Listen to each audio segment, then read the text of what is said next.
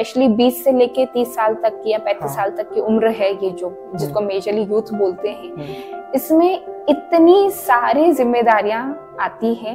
इस टाइम पे आपको आपका करियर बनाना होता है, आपको करियर के लिए बहुत सारे डिसीजंस। कब पता चलेगा कि मानसिक स्वास्थ्य हमारा ठीक नहीं है और हमें किसी डॉक्टर को दिखाना चाहिए? तो ऐसा है कि जैसे बहुत सारे सरकार की तरफ से भी प्रोग्राम से अवेयरनेस बढ़ाई जाती है, बहुत सारे गवर्नमेंट के हॉस्पिटल्स है, वहाँ पे सबसे इम्पॉर्टेंट चीज़ जो वहाँ पे भी बोलते हैं वो कि कुछ लक्षण होते हैं मानसिक बीमारी के जो आपको पहचानने ज़रूरी हैं, आपके लिए भी, आपके आसपास वालों के लिए भी। जैसे सबसे पहली चीज़, कोई पर्सन उदास रह रहा है, बिना किसी वजह के अगर उदास रह रहा है और बहुत लंबे समय तक उदास रह रहा है, लोगों से कट रहा है, अपने आसपास के लोगों से ज्यादा बातचीत नहीं कर रहा है, बिल्कुल बहुत ज्यादा जरूरी वाली बात, या कोई बात भी करना आता है तो बिल्कुल हाँ ना में जवाब दे रहा है। जो चीजें करने में उसको पहले बहुत अच्छा लगता था, उसे घूमना जाना अच्छा लगता था, वॉक करना अच्छा लगता था, गेम्स खेलना अच्छा लगता था, लोगों के साथ मिलना जुलना अच्छा लगता था, वो उन सबसे कट रहा है। जो चीजों में उनको अच्छा लगता था वो चीजें वो अब उसको मन ही नहीं कर रहा करने के लिए। ये जो हम बार बार वर्ड यूज करते हैं, मन नहीं कर रहा है। अगर कोई व्यक्ति को ऐसा लग रहा है कि उसको आजकल कुछ भी करने का मन नहीं कर रहा है, बहुत ज्यादा उदासी महसूस हो रही है, भूख नहीं लग रही है, किसी चीज को करने की इच्छा नहीं हो रही है, नींद जो है वो खराब हो रही है, या तो नींद बहुत ज्यादा आ रही है, नींद बहुत कम आ रही है, तो जब इस तरह के सारे लक्षण हो तो आप अपने आसपास के किसी भी डॉक्टर को, किसी भी साइकेट्रिस्ट डॉक्टर के पास जाएं, उनको दिखाएं। फिर वो आपका एक डिटेल असेसमेंट करेंगे और फिर वो आपको बताएंगे कि आपको क्या बीमारी है या क्या बीमारी होने के लक्षण कुछ हैं। अभी बीमारी नहीं है बट लक्षण है, तो फिर वो आपकी मदद कर सकते हैं, वो आपका ट्रीटमेंट करेंगे ताकि आप पूरी तरह से स्वस्थ हो सके। तो ये मोस्ट कॉमन सिम्टम्स हैं जो कि आपको देखने होते हैं। नींद, उदास होना, जो काम आप पहले बहुत अच्छे से करते थे वो आपको बिल्कुल अब उस काम को करने में मन नहीं लग रहा है, ये मोस्ट इंपॉर्टेंट चीजें हैं जिस पर आपको ध्यान देने की जरूरत है। आपके आसपास भी कभी कोई आपके दोस्त हैं, आपके रिश्तेदार हैं, आपके घर परिवार में लोग हैं और आपको लग रहा है कि ये आजकल बहुत ज्यादा सो रहे हैं। लेट्स सपोज आपकी मम्मी, आप सोचो कि आजकल मम्मी बहुत ज्यादा सो रही है, मम्मी से कभी भी बात करो मम्मी चिड़चिड़ हो रही है, मम्मी आजकल ठीक से खाना भी नहीं खा रही है, तो आप एक बार उनसे पूछिए कि आपको क्या तकलीफ है। और फिर वो ये बोले कि आजकल मेरा किसी काम में मन नहीं लग रहा, मुझे हमेशा एनर्जी डाउन ही लगती है, मेरे को बिल्कुल अच्छा ही नहीं लग रहा है, तो फिर आप उन्हें लेकर जाएं डॉक्टर के पास, डॉक्टर उनका असेसमेंट करेंगे, उनका इलाज करेंगे। यूथ में सबसे ज्यादा मानसिक स्वास्थ्य में क्या चीजें खराब मिलती हैं या बिगड़ी हुई मिलती हैं? यूथ में सबसे ज्यादा मानसिक में स्ट्रेस लेवल जो है, तनाव है, वो बहुत ज्यादा हाई रहता है। उसका इसलिए क्योंकि पर्सन जो है वो, एक तो यूथ पे आजकल बहुत ज्यादा प्रेशर है, बहुत ज्यादा फैमिली रिस्पॉन्सिबिलिटी। जो यूथ वाली जो एज है ना, ये जो स्पेशली 20 से लेके 30 साल तक की या 35 साल तक की उम्र है, ये जो जिसको मेजरली यूथ बोलते हैं, इसमें इतनी सारी जिम्मेदारियां आती हैं। इस टाइम पे आपको आपका करियर बनाना होता है, आपको करियर के लिए बहुत सारे डिसीजंस लेने होते हैं। पहली बात, आपको अपनी पढ़ाई, करियर चूज करना है, उसके लिए पढ़ाई करनी है, या तो उसके लिए कोई कॉम्पिटिटिव एग्जाम है वो निकालना है, कॉलेज में एडमिशंस लेना है, कॉलेज का पूरा टाइम पीरियड निकालना है, फिर आपको प्लेसमेंट में बैठना है, इंटरव्यूज क्रैक करने हैं क्योंकि आपको बेटर जॉब मिले, क्योंकि आपको अपनी फैमिली के लिए, खुद के लिए कमाना है। उसके बाद आपको शादी करनी है, आपको एक बेटर लाइफ पार्टनर चाहिए जिसके साथ अपनी लाइफ निकाल सको, वो डिसीजन भी आपको इसी टाइम पे लेना है, और आपको अपनी मैरिड लाइफ स्टार्ट करनी है। मैरिड लाइफ स्टार्ट करने के लिए अगेन आपके पास घर होना चाहिए, गाड़ी होनी चाहिए, जो आजकल का पूरा सिनेरियो है। तो बेसिकली आपकी जो मेन लाइफ का जो सबसे बड़ा स्ट्रेस है वो आपको 20 to 35 ईयर्स के बीच में ही आता है।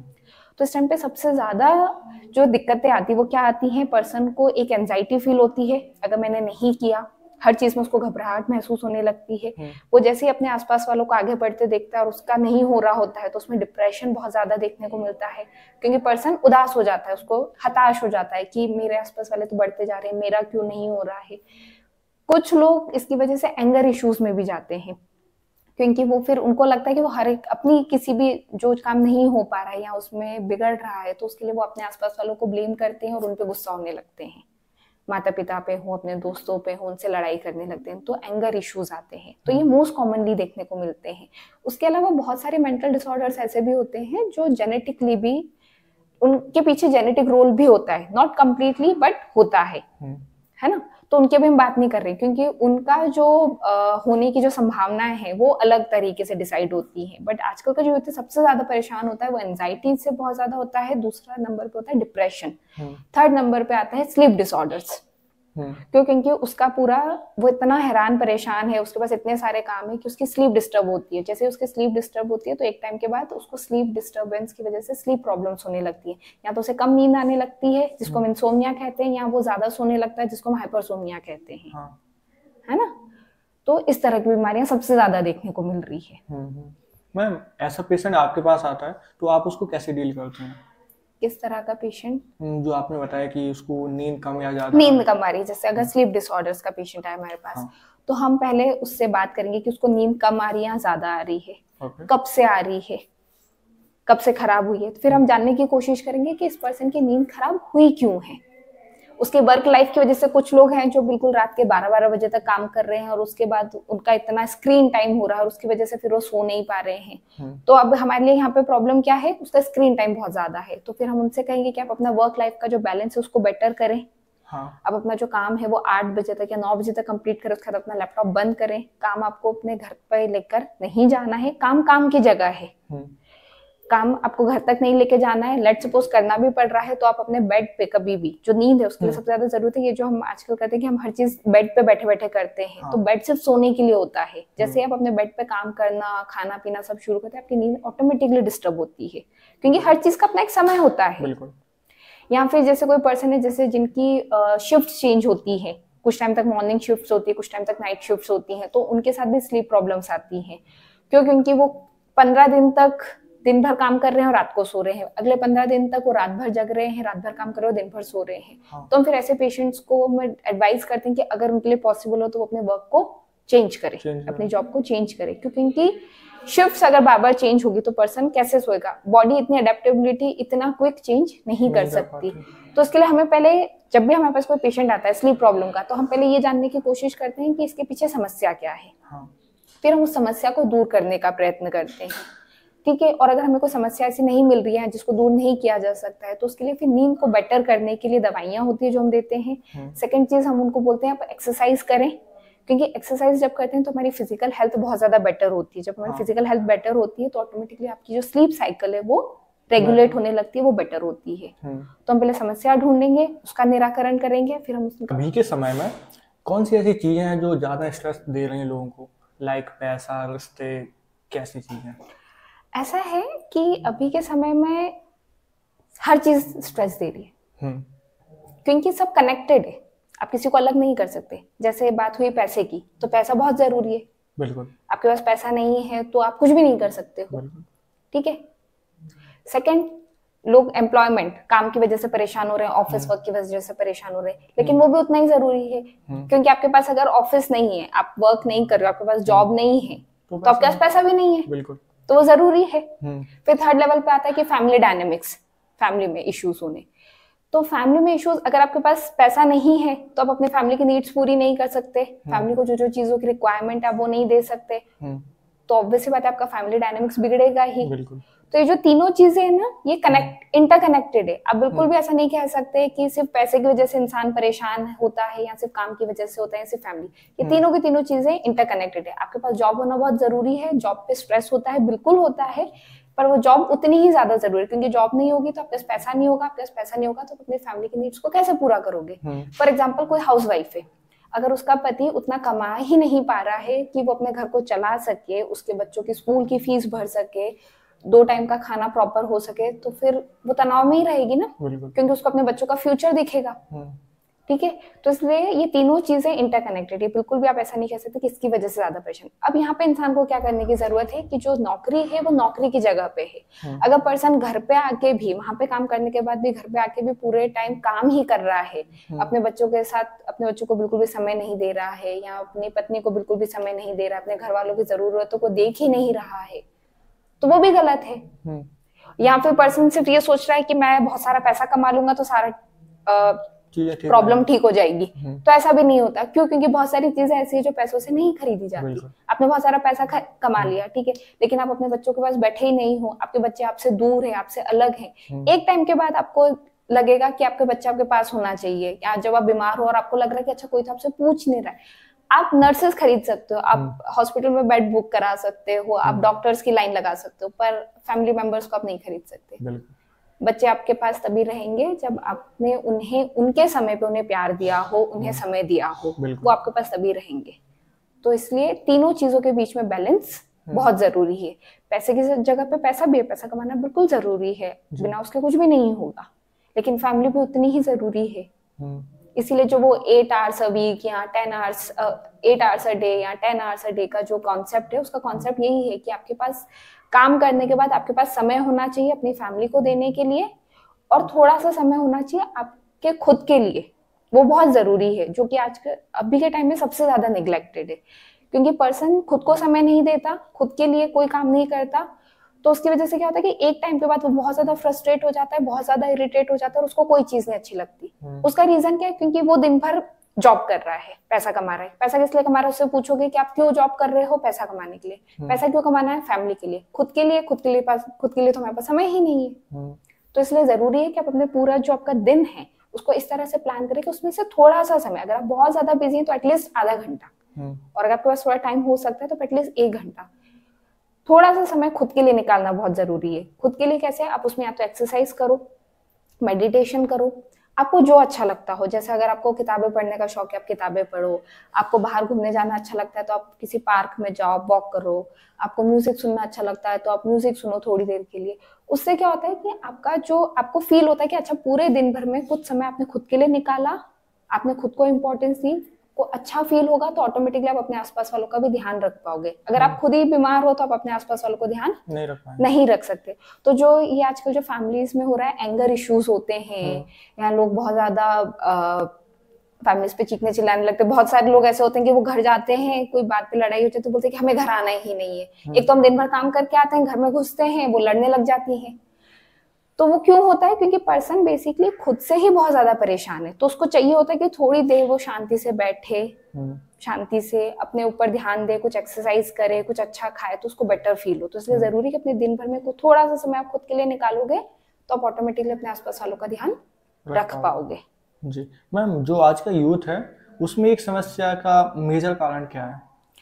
जो आजकल का यूथ है बेसिकली थोड़ा गुमराह है।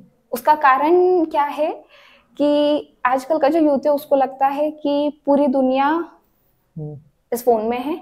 उसे लगता है इस फोन के बाहर कोई दुनिया नहीं है। तो वो अपने किसी मित्र को भी अगर उसको बर्थडे विश करना है तो उसको फोन कर लेगा, उससे मिलने जाने की जगह वो फोन कर लेगा। ठीक है, वो घर पे भी बैठे हैं, सब परिवार के सदस्य बैठे हैं, खाना खा रहे हैं, वो पूरे टाइम अपना फोन चला रहा होगा।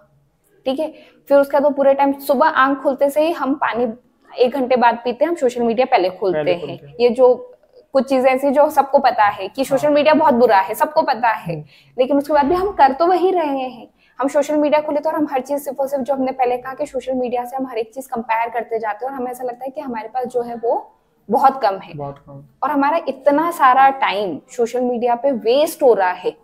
सोशल मीडिया से जो नेगेटिव हो रहा है वो तो ठीक है, बट हमारा इतना सारा समय सोशल मीडिया पे वेस्ट हो रहा है कि हमें पता ही नहीं चलता। कितनी बार ऐसा होता है कि हम फोन स्क्रॉल करते जाते हैं और हमें पता ही नहीं चलता कि आधा घंटा निकल गया, 1 घंटा निकल गया, 1.5 घंटा निकल गया। हम उसी समय में कुछ और कर सकते थे। बिल्कुल, है ना, हम उसी समय को किसी और अच्छी चीज में लगा सकते थे, हमने वो नहीं लगाया। सेकंड चीज, हमने उतनी देर बैठ के सोशल मीडिया पे जो देखा, उसके आगे वाले 2-3 घंटे तक हम सिर्फ उसी बारे में सोच रहे हैं। तो 1.5 घंटा तो हमने सोशल मीडिया पे वेस्ट किया, उसके अगले 2 घंटे हमने जो देखा था हमने उस पर ही वेस्ट किया, तो हमारे 4 घंटे तो चले गए। तो जो हमारा आज का यूथ है उसके पास 24 घंटे ही है, वो कोई सुपर ह्यूमन नहीं है। तो उसके लिए बहुत जरूरी है कि वो अपने 24 घंटे को ऐसे डिवाइड करे ताकि वो अपनी एबिलिटी, उसके अंदर जो क्षमता है उसको पूरी तरह से यूज करके अपने लिए, अपनी फैमिली के लिए, अपनी कंट्री के लिए बेटर वर्क कर सके। तो हमारा जो यूथ है वो बेसिकली गुमराह इसीलिए है क्योंकि वो पूरा के पूरा आधे से ज्यादा सोशल मीडिया पे डिपेंड कर रहा है। उसका पूरा टाइम उसमें वेस्ट भी हो रहा है और वो उसी से चीजें ले रहा है। वो नॉलेज भी लेता है तो सोशल मीडिया से ही ले रहा है। उस नॉलेज को वेरीफाई कोई नहीं कर रहा कि हमने जो देखा ये एक्चुअल में ऐसा हुआ कि नहीं हुआ। कितनी सारी फेक न्यूज़ेस चल रही होती हैं और लोग उसको मान लेते हैं, उस पर एक्ट भी कर लेते हैं। वो देखते ही नहीं है कि ये बात सही भी है कि गलत है। फोन का यूज इंपॉर्टेंट है, बिल्कुल है। जो इंटरनेट है उसका बहुत ज्यादा, वो बहुत इंपॉर्टेंट चीज है, वो बहुत ज्यादा आपकी हेल्प कर सकता है। अब ये आप पे डिपेंड करता है कि आपको उससे हेल्प करवानी है या खुद का नुकसान करवाना है। बिल्कुल। जो आज का यूथ है वो फोन के थ्रू, लैपटॉप्स के थ्रू यहाँ बैठकर भी, किसी भी शहर में बैठकर भी वो हार्वर्ड यूनिवर्सिटी के भी बहुत सारे कोर्सेज कर सकता है। हाँ। इस लेवल पे, जो कि पहले पॉसिबल नहीं था।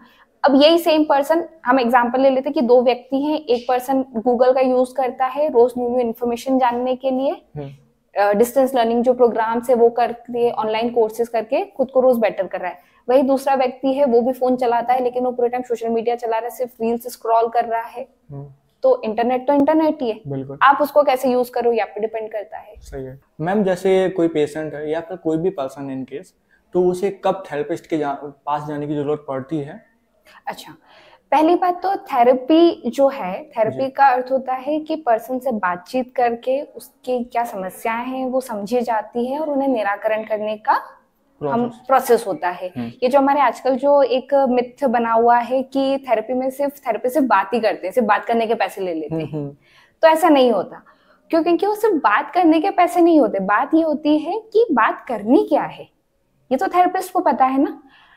आपके पास कोई समस्या है, ये तो आप अपने दोस्त से भी बात कर सकते हो, पर अपने दोस्त से बात करके आपको सॉल्यूशन मिला क्या, आपको बेटर फील हुआ क्या? नहीं। पर आप जब थेरेपिस्ट के पास जा रहे हो और जब आप उनसे बात कर रहे हो, तो थेरेपिस्ट को पता है कि आपसे क्या बात करनी है, किस तरह से बात करनी है, आपके किन थॉट्स पे उसको फोकस करना है, उन थॉट्स पे फोकस करके आपसे किस तरह से आप अपनी मेंटल हेल्थ बेटर कर सकते हो। वो सिर्फ थेरेपिस्ट कर सकता है, वो आपका दोस्त नहीं कर सकता। क्योंकि जो थेरेपिस्ट होते हैं वो ट्रेन्ड प्रोफेशनल्स होते हैं, उन्हें पता होता है कि अगर किसी व्यक्ति को ऐसा महसूस हो रहा है तो ऐसा क्यों महसूस हो रहा है और वो ऐसा क्या किया जाए जिससे वो ये महसूस ना करें। तो ऐसे जैसे बहुत सारी थेरेपीज होती हैं, सीबीटी थेरेपीज होती है, डीबीटी होती हैं, बहुत सारी तरह के काउंसलिंग्स होती हैं, फैमिली काउंसलिंग थेरेपीज होती है, कपल थेरेपीज होती हैं। तो उसमें जो थेरेपिस्ट है वो क्या करता है कि वो आपसे बात करता है, पहले आपकी समस्या वो करेगा कि आपको क्या क्या दिक्कत आ रही है और उस दिक्कत को रिजॉल्व कैसे करना है।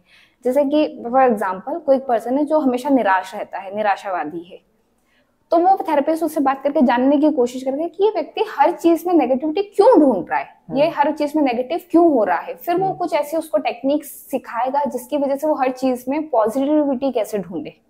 जब वो व्यक्ति को वो सिखाता है कि पॉजिटिविटी कैसे ढूंढना है, वो धीरे धीरे करके उसको, फिर वो पर्सन एक पॉइंट पे आके वो होता है कि उसको हर चीज में इक्वल अमाउंट में नेगेटिव चीजें भी दिखती है और इक्वल अमाउंट में पॉजिटिव भी दिखती है। हाँ। थेरेपी कोई जादू नहीं है कि एक दिन में ठीक हो जाएगा, बट वो हमेशा सिर्फ नेगेटिव देखने वाले व्यक्ति को वहां तक लेके जाता है कि आधा पॉजिटिव देखे आधा नेगेटिव देखे। उस स्टेज से फिर वो लेके जाता है कि वो पर्सन सिर्फ पॉजिटिव देखे, नेगेटिव चीजें देखे, लेकिन ये सोचे कि इसमें कुछ पॉजिटिव भी है।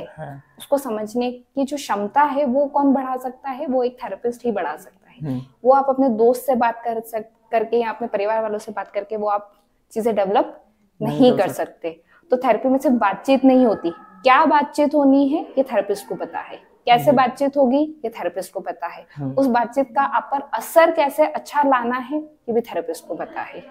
और ये जो है कि हम सिर्फ बीमारी में ही जाएं तो कोई जरूरी नहीं है।